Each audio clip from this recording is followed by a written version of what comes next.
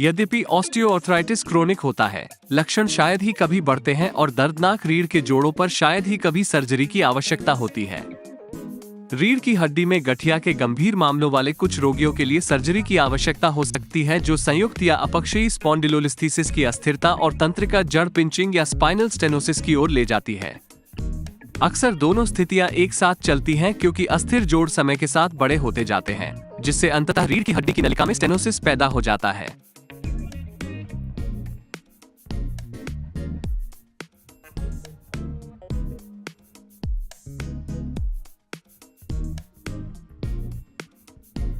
Spinal गठिया के लिए एकमात्र प्रभावी सर्जिकल उपचार दर्दनाक जोड़ पर गति को रोकने के लिए स्पाइन फ्यूजन सर्जरी है।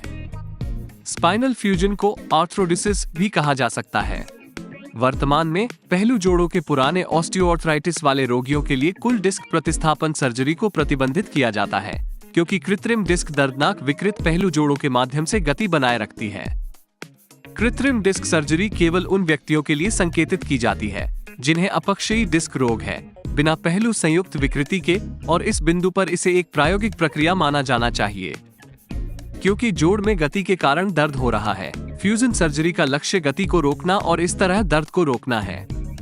हालांकि रीढ़ की हड्डी के पुराने ऑस्टियोआर्थराइटिस के लिए आमतौर पर स्पाइन फ्यूजन सर्जरी की सिफारिश नहीं की जाती है, क्योंकि गठिया की स्थिति समय के साथ रीढ़ में कई कशेरुक स्तरों को प्रभावित करती है और बहुस्तरीय फ्यूजन आमतौर पर उचित नहीं है।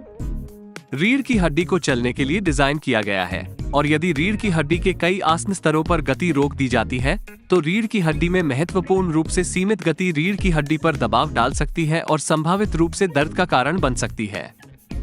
ऐसे मामलों में जहां पहलू जोड़ के पुराने ऑस्टियोआर्थराइटिस से रीढ़ की हड्डी में अस्थिरता या अपक्षयी स्पॉन्डिलोलिस्थीसिस होती है, उस विशेष जोड़ की अस्थिरता को रोकने के लिए फ्यूजन सर्जरी पर विचार किया जा सकता है।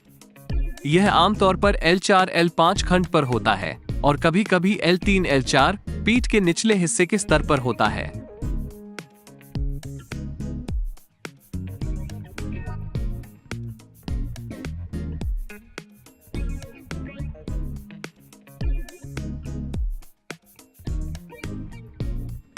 यदि गठिया रीढ़ की हड्डी में नसों को प्रभावित कर रहा है तो तंत्रिका जड़ों का सर्जिकल डिकम्प्रेशन एक विकल्प हो सकता है। जैसा कि पहले उल्लेख किया गया है, रीढ़ की हड्डी में गठिया से हड्डी के स्पर्स या ऑस्टियोफाइट्स का निर्माण हो सकता है, जो रीढ़ में हड्डी की वृद्धि होती है जो गठिया के जोड़ में घर्षण के जवाब में बनती है। ऑस्टियोफाइट्स तब न्यूरोफोरामेन में घुसपैठ कर सकते हैं, जो वह स्थान है जहां रीढ़ की हड्डी की नसें रीढ़ से निकलती हैं और रीढ़ की हड्डी की नहर से बाहर निकलती हैं। जब तंत्रिका में चोट लगती है तो रोगी को दर्द, सुन्नता, झुनझुनी या कमजोरी जैसे लक्षण अनुभव हो सकते हैं। ये संवेदनाएं बाहों और पैरों तक फैलती हैं। यह इस बात पर निर्भर करता है कि तंत्रिका कहां प्रभावित हुई है। इस समस्या के सामान्य निदान को स्पाइनल स्टेनोसिस कहा जाता है। ऑस्टियोफाइट्स को हटाने के लिए सर्जरी का प्रकार आमतौर पर लैमिनेक्टमी होता है। लैमिनेक्टमी का लक्ष्य हड्डी के स्पर्श और किसी भी मोटे स्नायु बंधन को हटाकर दर्द और न्यूरोलॉजिकल लक्षणों से राहत देना है जो रोगसूचक तंत्रिका संपीड़न का कारण बन रहे हैं। इस प्रकार की रीढ़ की सर्जरी आमतौर पर केवल उन रोगियों के लिए मानी जाती है जो ऑस्टियोफाइट्स के कारण गंभीर, पुराने दर्द और कार्य की हानि का अनुभव कर रहे हैं। तंत्रिका जड़ों के संपीड़न के कारण रोगी को चलने या खड़े होने पर पैर में दर्द का अनुभव होता है। खड़े होने और चलने से रीढ़ की हड्डी की नलिका संकरी हो जाती है और बैठने से नलिका फिर से खुल जाती है। आमतौर पर मरीज बैठने या आगे की ओर झुकने में काफी सहज होते हैं। वे शॉपिंग कार्ट पर झुककर बेहतर ढंग से चल सकते हैं। ऑस्टियोफाइट्स को हटाने के लिए लैमिनेक्टमी सर्जरी कराने वाले अधिकांश रोगियों को उनके लक्षणों में अच्छी राहत मिलती है, जो अक्सर कई वर्षों तक बनी रहती है।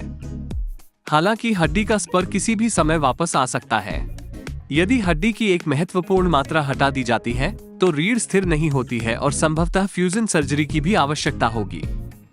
हमेशा की तरह प्रक्रिया के बारे में निर्णय लेने से पहले सर्जरी के जोखिमों और लाभों पर गहन शोध किया जाना चाहिए और इलाज करने वाले चिकित्सक के साथ चर्चा की जानी चाहिए। फ्यूजन के बिना अकेले डिकम्प्रेशन सर्जरी केवल उन रोगियों के लिए संकेतित की जाती है जिन्हें पैर में दर्द होता है, और यह ऑस्टियोआर्थराइटिस के कारण पीठ दर्द वाले रोगियों के लिए संकेत नहीं दिया जाता है। तंत्रिका जड़ों पर दबाव हटाने से पैर के दर्द में सुधार हो सकता है। हालांकि गठिया के कुछ हिस्से को शल्य चिकित्सा द्वारा हटाने से पीठ दर्द के लिए दर्द जनरेटर को हटाया नहीं जा सकता है।